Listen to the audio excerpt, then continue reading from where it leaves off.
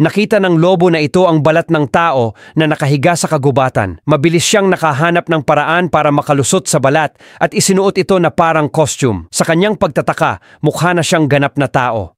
Nang makita niya ang isang tao, sinubukan niyang gayahin ang kanyang mga galaw at nagsimulang sumunod sa kanya. Hindi nagtagal ay nakarating siya sa isang corporate building at nang hindi niya alam kung ano ang nangyayari, natagpuan niya ang kanyang sarili na nakaupo para sa isang job interview. Dahil wala siyang ideya kung ano ang sasabihin o gagawin, kinopya na lang niya ang mga tao sa paligid niya.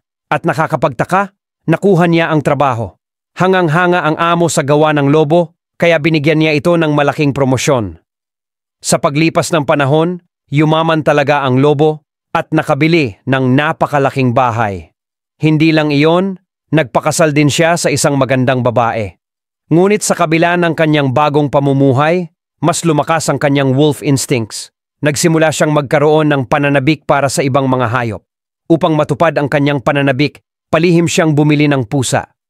Ngunit nang kakainin na niya ito, pumasok ang kanyang anak na babae at naisip na ang pusa ay regalo para sa kanya.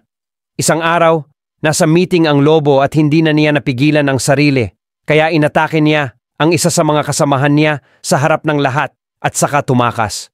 Pero ngayon alam na ng mundo kung ano talaga siya.